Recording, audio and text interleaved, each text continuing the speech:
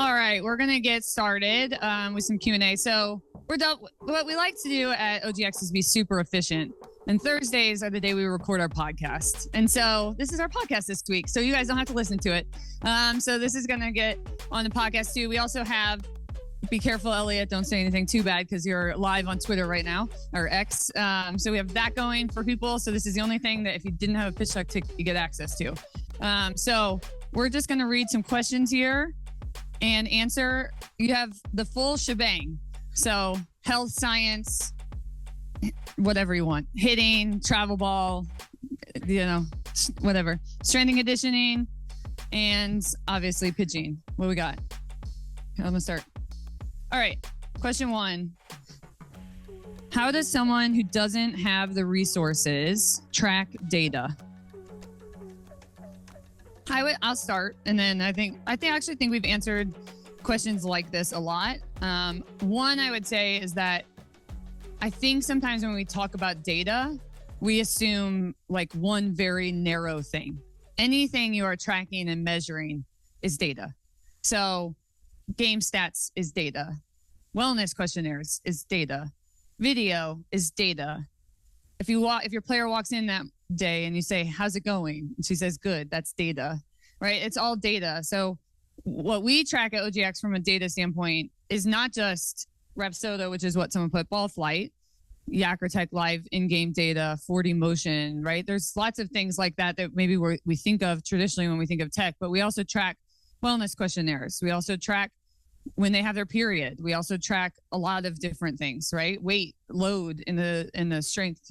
So I think what I would say from a resources standpoint is like you can track data, right? So just figure out what you can afford and what you can track. And I think last year we had people like buying Rapsodos in the room because I think I would say ball flight data is a little tricky. Like if you're going to spend on something, it's probably ball flight data and finding a way to track ball flight data because you don't see it with your eye. That's not a real thing. Tricia and I had a long talk yesterday. I asked some of our college hitters to give me their in-game data, and we got 643 and Synergy kind of combined. And I would say is like, you just have to take it a little bit with a grain of salt. If it says someone struggles with up and in, but what up and in, right? That's like up and in with backspin, up and in. So ball flight data, I think is hard not to have. But you'll have data. I think just finding what data you have and finding a way to track it and what you can track. So if what you can track is wellness questionnaires, that's better than nothing, right? So I don't know if anyone has anything else.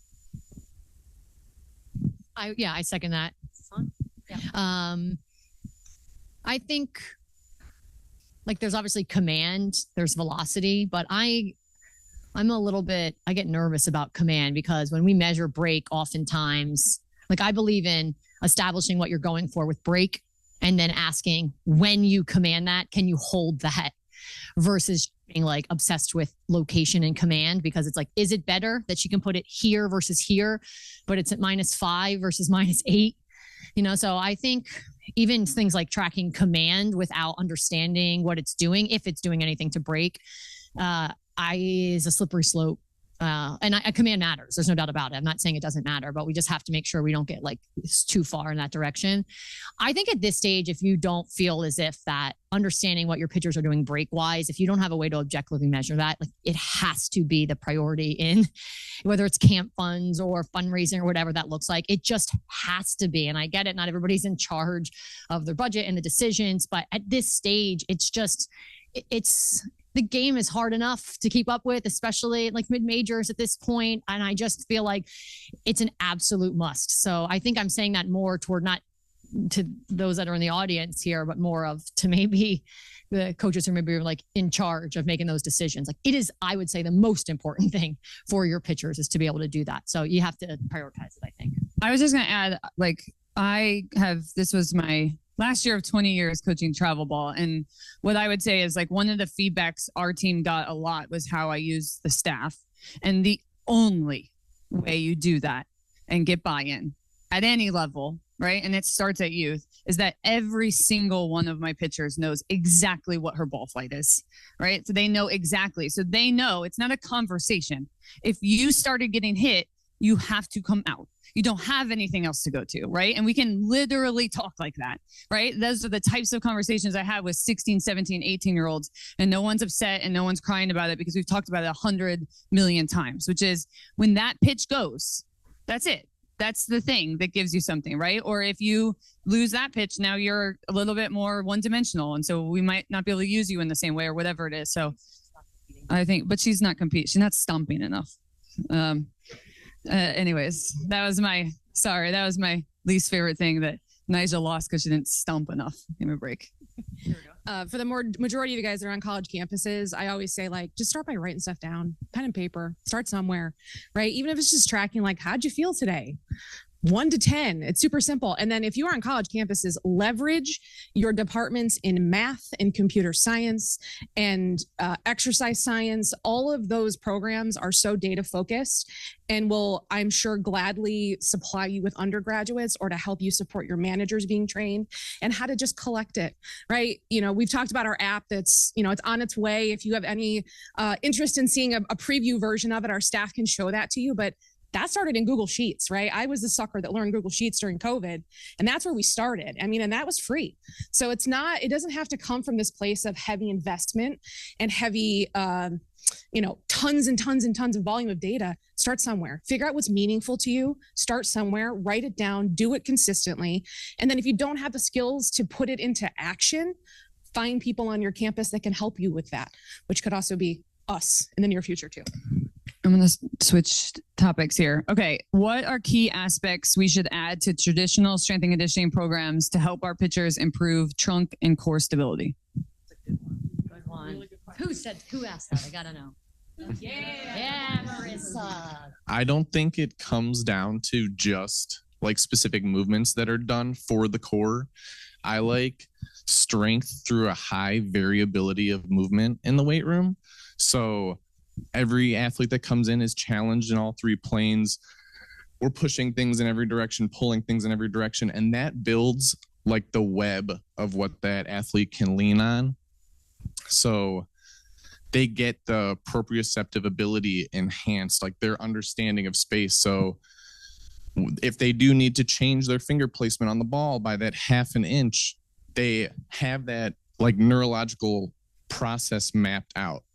But like for more foundational athletes, even just an elbow plank on the floor, like closed chain core exercises have so much value in laying that foundation and then progressing from there, doing controlled rotational movements and then incorporating med balls and things at higher speed as the athlete gets the coordination piece up. James, can you expand on that and talk about when we know that our pitchers, as the season is progressing and we have to make the assumption that stability is regressing, they are getting fatigued.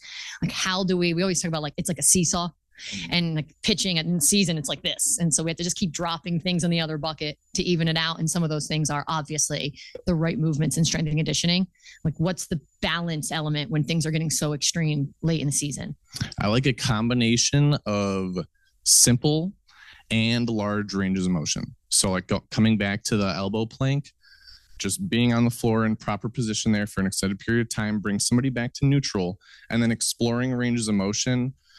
So you think of like a banded row variation.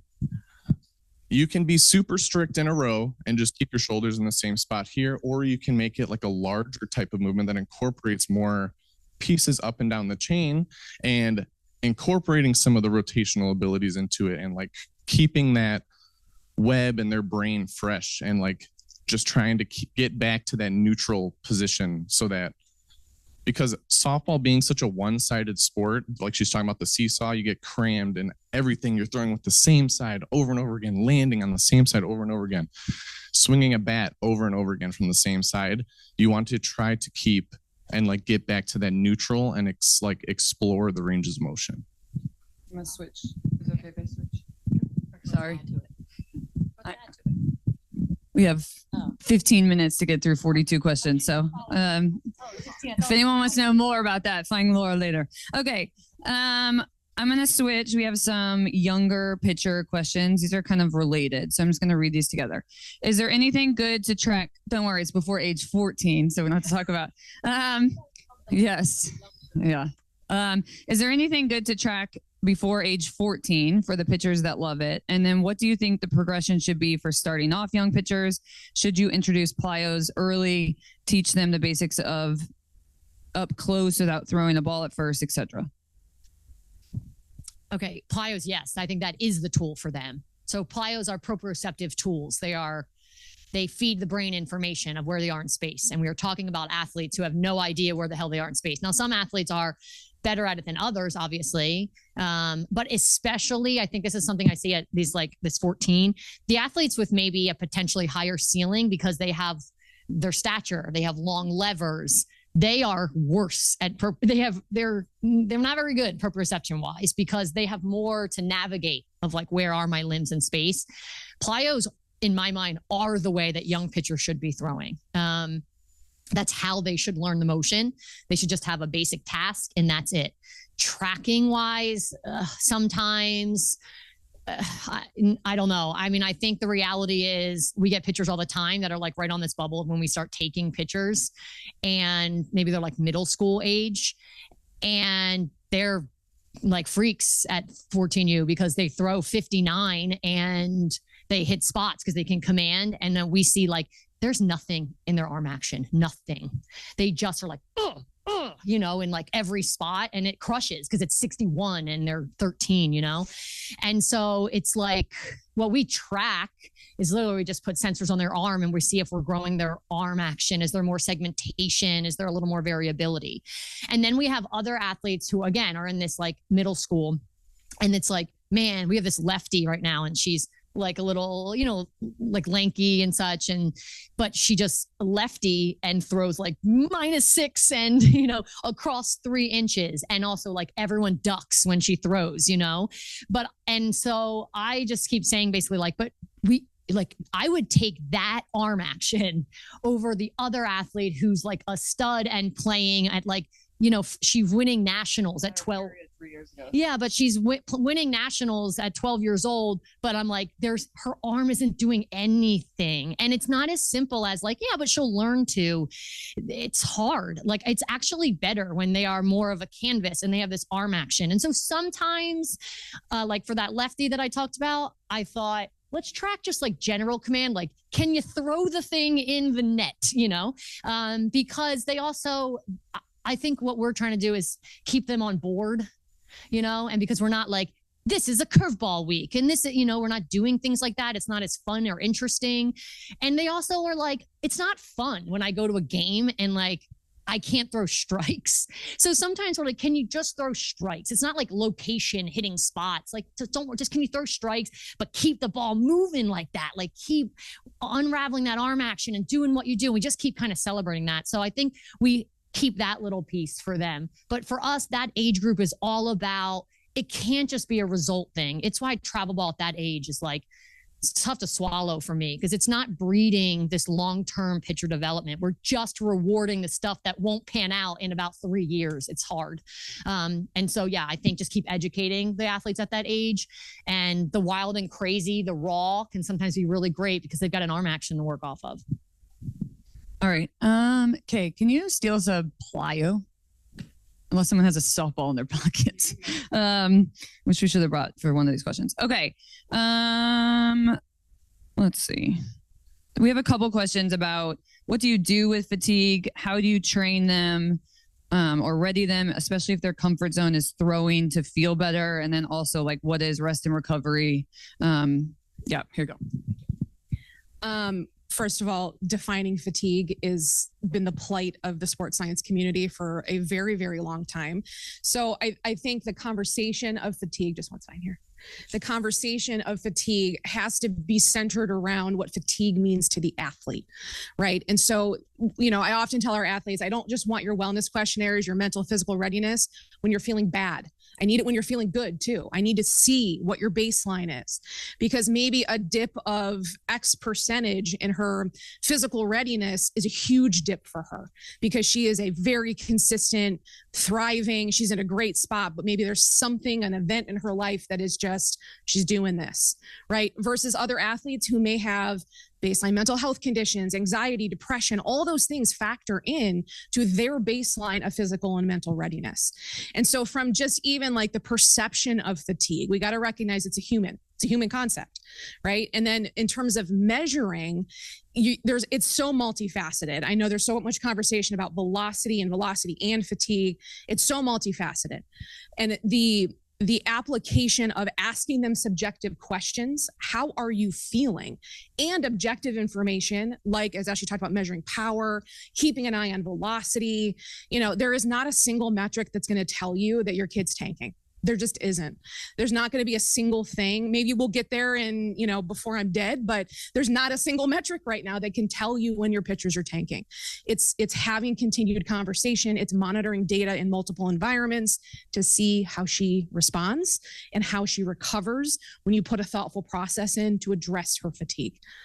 I'm just going to pass it to Ash. The other question was what we do during rest and recovery. So really quickly, I was just going to say also, not that I think you should ever discount how a pitcher feels, but like something that comes up a lot for us is like, I just don't feel like I'm throwing, or they'll say, I'm throwing slow right now. I'm like, okay, because that happens sometimes. What is the range that you're throwing? They're like, well, I didn't measure it. I can just feel that I'm throwing slow. And sometimes they're on point, but I always have to remind them velocity is not subjective, because sometimes when you're moving efficiently, it doesn't feel as strenuous, but they're like, oh, that one felt good. And they like were Hulk, like muscled that sucker in there.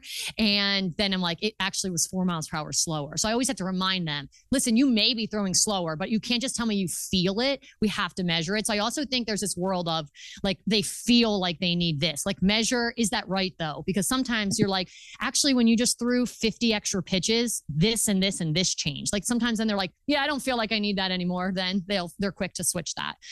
What do we do when they're fatigued or to prevent fatigue? During recovery.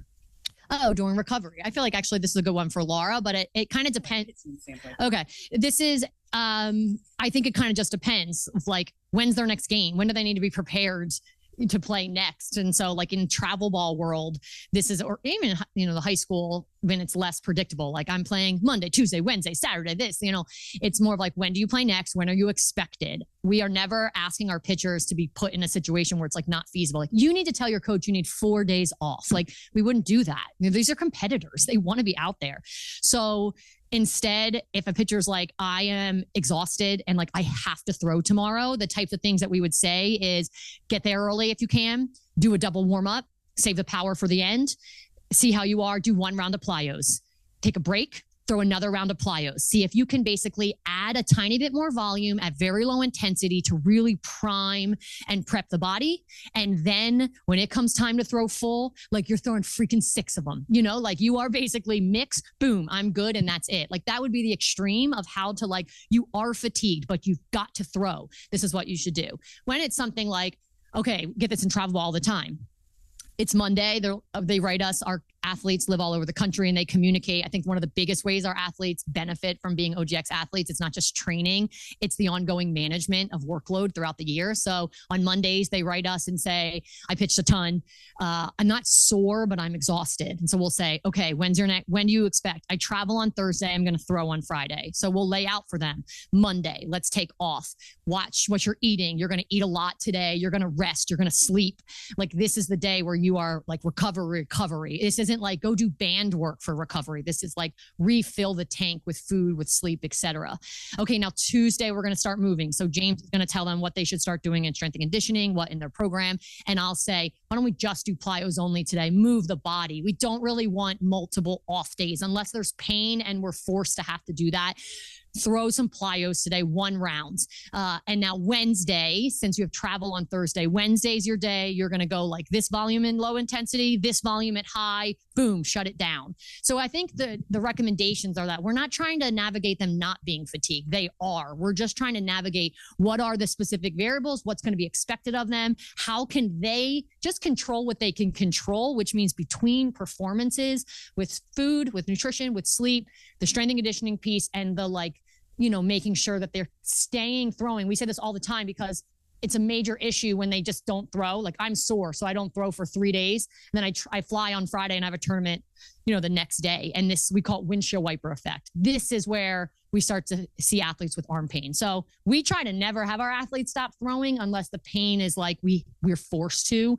Instead, we keep them moving through it. And it's been really a successful approach.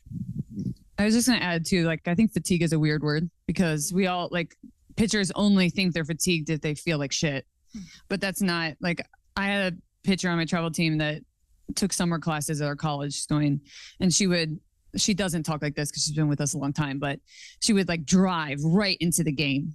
Right. And so what a lot of times happens is people will be like, what's her problem? She didn't even do anything. She just sat in the car for 8 hours. Well, that's what she did. Right. So she didn't pitch good that game. She walked out of a car, and that is also fatigue. Right. So I think it's just when your body is not ready, and your body cannot be ready in a large variety of ways. So I think we have to just be careful, which is why fatigue is so hard to measure, because it's not just that your power numbers are down sometimes. Right. And sometimes that's because you're pitching a lot, but sometimes it's because you had a death in the family. Sometimes it's because you broke up with your boyfriend. Sometimes it's because, right. And those are real things that actually impact your body. And that's also fatigue. So I think that one is just tricky. Okay. This is why I brought this. It's not great because it doesn't have seams, but we have, obviously, I believe that we said this last year, so we should probably take a note of this to bring a softball. But explain bullet spin. There you go. Okay. Most of the time, there's always exceptions, but most of the time, so spin, direction is going to be how many fingers are on the ball and at what part of the ball. Somebody, never mind, just throw it on the ground. I felt like that was rude. Hold my water, So 2 fingers on the ball behind the ball is going to produce something in the 6 o'clock, 7 o'clock, these top spin. When we start getting a single finger on the ball and it's cutting inside, if you remember that, the college athletes I showed, the first one, she had just single index finger. We're going to produce backspin. We're going to see numbers like 10, 10, 30, 11, 12, et cetera. And so what bullet typically is when single finger is behind the ball. It's like this hybrid of the two. What is bullet spin? Is that what the question was? Explain it, how it works, and what it does versus 6 to 12 spin. Okay, so bullet is basically when the efficiency is low. And so direction is based on how many fingers and where they are on the ball. And then efficiency, or like gyro degree, you can think about as like drag. It's a drag concept. So if I'm throwing a drop ball and my fingers are in perfect position, but one finger comes off before the other, essentially another finger is dragging on it too long, and it adds to the gyro degree. For backspin, oftentimes, even if the single finger is cutting the inside, but the thumb is staying on top of the ball, like you're staying linear through the pitch too much, that thumb is dragging too long. And so therefore it becomes more bullet. Now, what I will say is bullet gets a bad rep out there, man. So bullet spin is actually incredibly effective, especially what we're seeing is when bullet spin is at high spin rates, not always just at high velos, but also obviously if you can add velo to that. So bullet is not bad. However, if you're like looking at a pitcher she's a drop ball pitcher, and you want to say your best drop balls are -7 and her spin efficiency is at X when she does that. But when when she's not on her game, essentially, she has more bullet spin on the pitch. Those are 2 different concepts of just like bullets bad. When you're going for a break in a direction, you have to pull the bullet out. But sometimes the goal is not. Sometimes you want the bullet pitch. And so I think that's important to differentiate. Is that it? Yeah. It's a very hard topic. And we need probably like, if you have more questions about spin, I would say pull Ashley's side and she can pull up insight, because there's a lot of variation on that. Sometimes you can have 6 o'clock, but no break. There's some like really complicated things there. So, or find Kristen from Epsilon and she can tell you too.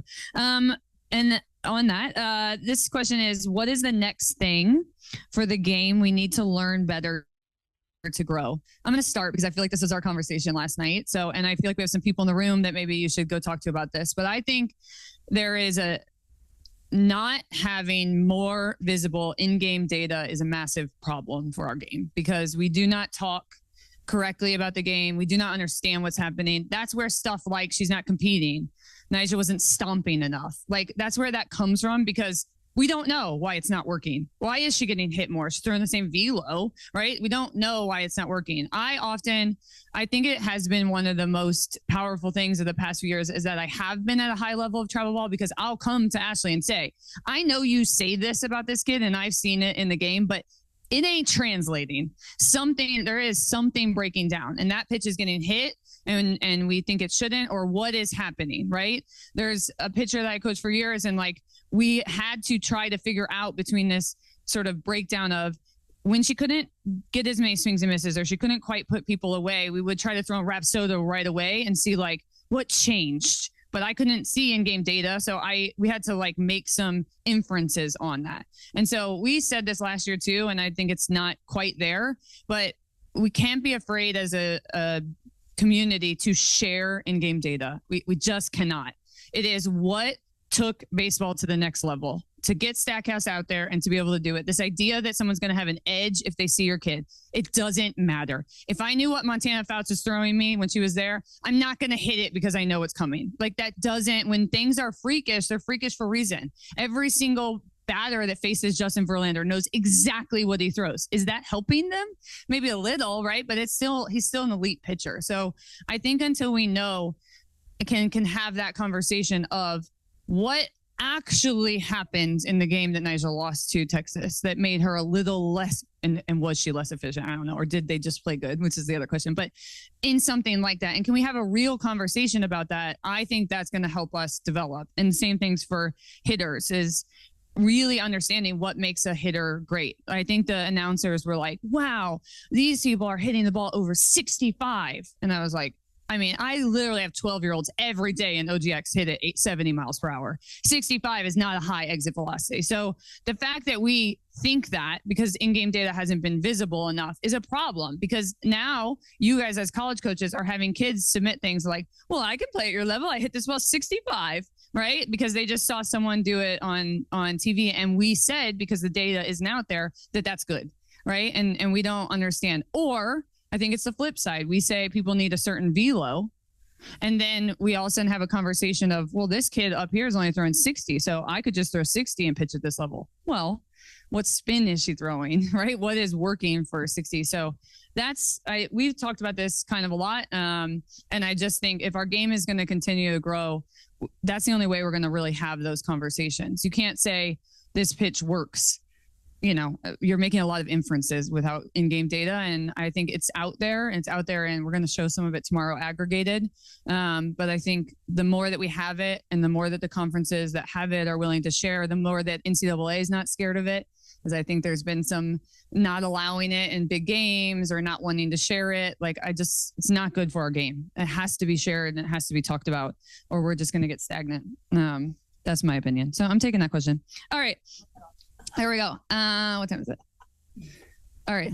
Okay. We'll do 2 more. We're going to run just a tiny bit over. Value of regular video versus high-speed video. And is there a recommended frame rate to pick up on specific aspects of pitching? I was trying to remember what is Insight? 850. 850. Like that? And the Sony we have is 900? 1,000. So we know for sure that 850 to 1,000 picks up on everything. So you could get in that frame rate. That will pick up on hand position. I don't think it misses really anything. Slow-mo gets a little tough probably on the iPhone towards the end. Hand positioning. I was going to say that I think iPhones right now are capped at maybe 240 frames per second, even when you've got 4K and like HD. Those are good for things like body position, but I'd be really careful about interpreting anything about the ball because it's just not fast enough. And I think, I'm not going to give away my whole talk this afternoon, but as we talk about where we have to go with biomechanics, I'd be really cautious about markerless. So if you are seeing apps, you're seeing anything that's like, we didn't put anything on the pitcher and we had her throw with some cameras. The cameras that are available right now for even that level of biomechanics have no better frame rate than your phone. So like be really thoughtful about that. So we talk about Insight having such a high frame rate. We talk about, the camera that we use, which is, it's a Edgertronic. Like those level of cameras is where you're going to start to get the clarity and resolution that you actually can see things on the ball, which is why something like Insight and Edgertronic has such a high price point. Why something that is, our kind of point and shoot Sony that we use, it's great, but the processing power isn't enough. It's why an Edgertronic is $8,000 because it processes on board. So like you can find. Yeah, we have a Sony that we use, Sony RX 100. They still sell it. The current model, because we were just looking at it, is 1,200.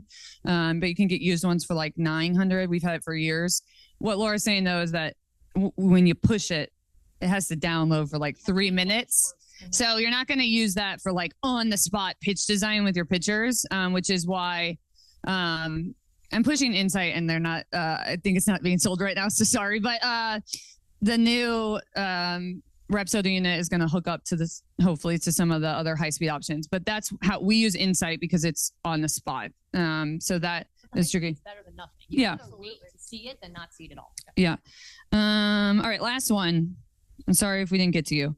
Ashley talked about moderate throwing, but not throwing slower from full distance. Can you clarify? Yes. I really believe in the soul of a pitcher. I think that's really clear. And so in my mind, when your feet hit the rubber, like the beast inside of you is supposed to come out. And I really like the association between like where your brain space goes. Like when your feet hit the rubber and you see 43 feet, like you are going for it. And I think like you are free. You are not trying to think about like my trunk position, my this, like you are just free. I really believe in that. You don't have to agree. And you might say like it works fine for some of our athletes. And so to me, I think if I'm going to ask them to dial it down, I don't want that associated with them being on. I just think the brain needs to get into a different environment. It looks different.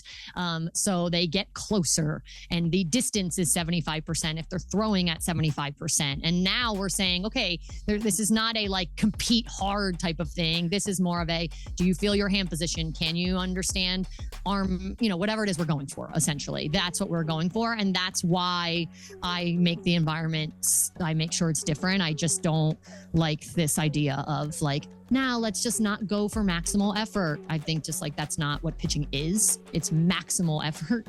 And so I like to divide those two. But I'm not to say it can't be done another way. That's just sort of my preference. I'm just going to read the other two questions, but we do have to wrap. So I think they're both for Laura and or James. So if you wrote this and you want the answer, I'll read it and then you can find them at lunch. One is at the college level, what are the most common areas physically that need strengthening, improving in pitchers? Core, glute, hip flexibility. And then the second one is what does your pitcher assessment look like from a strength and or athletic training standpoint? Those are kind of related. So probably find the two of them if those were your questions and we'll go through it.